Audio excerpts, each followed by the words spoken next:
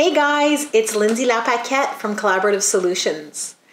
I'm here today to talk to you about the importance of validating other people's feelings about a situation, even if it's not the same as how we feel about the situation.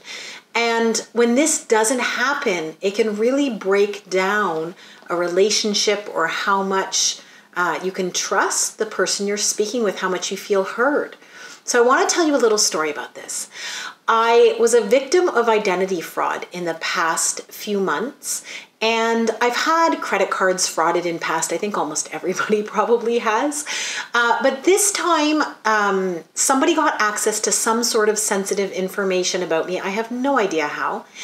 And they got into changing my address and email on my banking and credit card statements. So all of that was being sent to their address. They opened some new credit cards in my name. So it was a little more extensive than what I've had happen in past. And when I called the credit bureau to put an alert on my credit bureau so that this doesn't continue to happen, the person that I was speaking with said to me, as I was explaining the details of what had happened, said to me, "Oh, so nothing really happened to you." Now, that's a response that minimizes really what the other person is going through. So he's right. They didn't get into my bank accounts. They weren't able to access and steal any of my money. I'm not liable for any of the charges put on the credit cards they took out in my name. So he is correct that the impact on me financially was not great.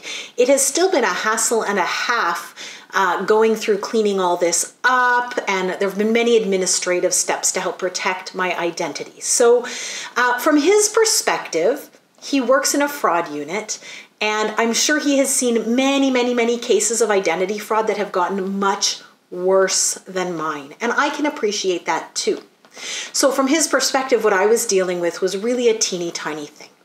From my perspective, it was annoying, and in replying that I hadn't really had anything happen, it really minimized the fact that something actually had happened. And it's important, in order to be able to stay responsive in communication with somebody else, it's important for us to be able to take their perspective of how the situation might be making them feel, even if it's not making us feel the same way.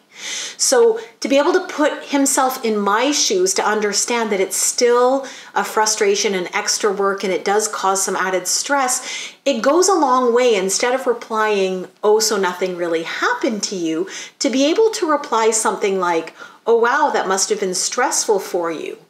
It's a very simple nuance, but it really changes the dynamic of how much people feel heard and understood in the situation that they're dealing with. So listen, I wasn't upset over what he said. I understand some people just don't have these skills. He probably didn't even notice what he was doing or understand how that impacts the communication. The reason I'm sharing this with you today, though, is like I said, the more we can validate somebody else's point of view, so we can reflect back what they're experiencing and try to understand how a situation is affecting them, even if it's affecting us differently, the more it's going to open up the communication and the understanding and trust across the two people. So as you're going through your days, try to remember this as people are talking to you about things that are difficult for them. How can I reflect this back to them to let them know that I understand the emotion that they are dealing with right now and that I hear them? And I promise you it will really help you connect with people on a deeper level. If you've liked this video, I would love it if you would follow me on YouTube and watch all of my upcoming videos. Lindsay Lapaquette, Collaborative Solutions. Thanks, guys.